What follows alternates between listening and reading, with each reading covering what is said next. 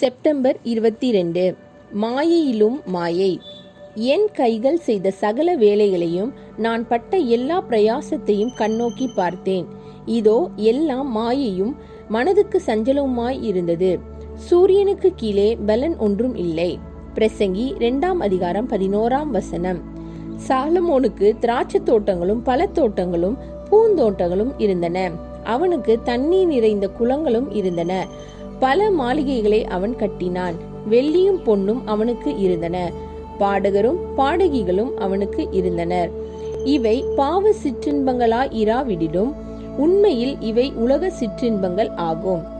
தன் நாட்களில் இருந்த ராஜாக்கள் அனைவரிலும் பெரிய ஐஸ்வர்யவானாய் இருந்த சாலமோன் உலகத்தின் சகல சிற்றின்பங்களையும் அனுபவிக்க கூடிய வாய்ப்புள்ளவனாய் இருந்தான். அவன் அவை யாவற்றையும் அனுபவித்து பார்க்கவும் செய்தான். ஆனால் அவன் தன் வாழ்வின் இறுதியில் செய்யும் அறிக்கை என்ன? இவ்வெல்லா சிற்றின்பங்களும் அவனது வாழ்வின் இறுதியில் அவனுடைய ஆவிக்கு துன்பத்தையே மனதுக்கு சஞ்சலம் கொண்டு வந்தன என்றும் அவனுடைய உள்ளான மனிதன் இளைப்பாறுதல் அற்றதாயிற்று என்றும் அவன் புலம்புகிறான். அவன் தன் இருதயத்தின் வெறுமையை மாயை அறிக்கையிடுகிறான்.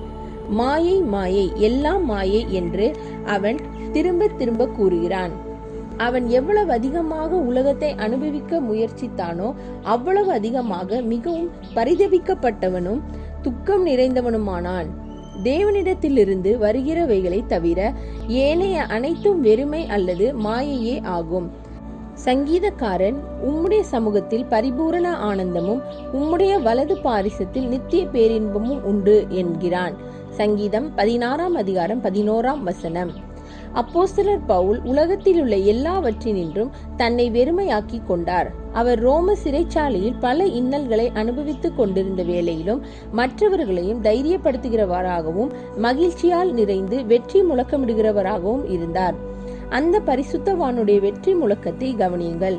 கிறிஸ்து எனக்கு ஜீவன், சாவு எனக்கு ஆதாயம். மேலும் என் சகோதரரே, கர்த்தருக்குள் சந்தோஷப்படுங்கள். எழுதினவைகளையே எழுதுவது எனக்கு வருத்தம் அல்ல. கர்த்தருக்குள் எப்பொழுதும் சந்தோஷமாயிருங்கள் என்று மறுபடியும் சொல்லுகிறேன். எல்லாம் எனக்கு கிடைத்தது, பரிபூர்ணமும் உண்டாயிருக்கிறது. பிலிப்பியர் 1:21, 3:1, 4 மற்றும் 18. அவர் தன் வாழ்வின் இறுதியில் ரோம சிறைச்சாலையின் மிக மோசமான நிலவரையில் ஒன்றில் அடைக்கப்பட்டிருந்து கொடிய இன்னல்களை சகித்து கொண்டு மரண தண்டனையை எதிர்நோக்கி கொண்டிருந்த வேளையிலும் நல்ல போராட்டத்தை போராடினேன், ஓட்டத்தை முடித்தேன், விசுவாசத்தை காத்து கொண்டேன்.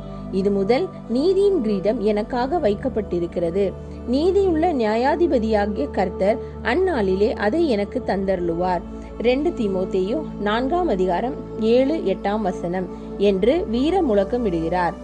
உலகத்தின் எல்லா சிற்றின்பங்களையும் அனுபவித்த சாலமோனுக்கும் தனக்கு லாபமாயிருந்த எல்லாவற்றையும் கிறிஸ்துவுக்காக நஷ்டமாக எண்ணி விட்டுவிட்ட அப்போஸ்தலர் பவுலுக்கும் இடையே உள்ள வித்தியாசத்தை கவனியுங்கள். உலக சிற்றின்பங்களை உல்லாசமாய் அனுபவித்த மனிதன் தன் வாழ்க்கையின் முடிவில் நிராசையும் சலிப்பும் ஏமாற்றமும் சஞ்சலமும் அடைந்தான்.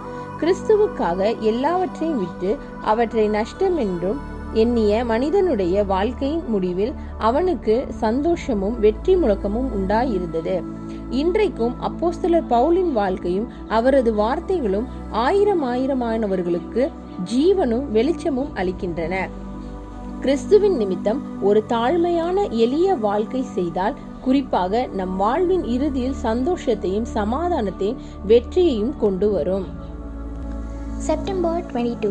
Vanity of vanities. Then I looked on all the works that my hands had wrought, and on the labor that I had labored to do, and behold, all was vanity and vexation of spirit, and there was no profit under the sun. Ecclesiastes chapter 2:11. Solomon had vineyards, gardens, and orchards. He had pools of water. He built many mansions. He had silver and gold, men singers and women singers. Although these may not be sinful pleasures, they are indeed pleasures of the world.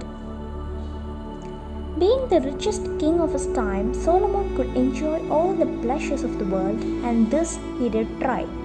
But the statement he makes at the end of his life is all that those pleasures in the end only brought trouble to his spirit, vexation of spirit, and that his inner man was restless.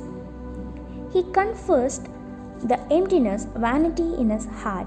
He repeatedly says, "Vanity of vanities, all is vanity." The more he tried to enjoy the world, the more miserable and unhappy he became.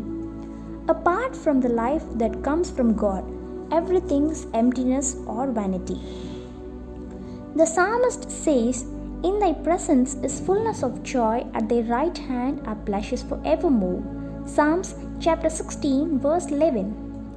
St. Paul emptied himself of everything in the world, and towards the end of his life, although in prison and waiting to be executed, he was jubilant.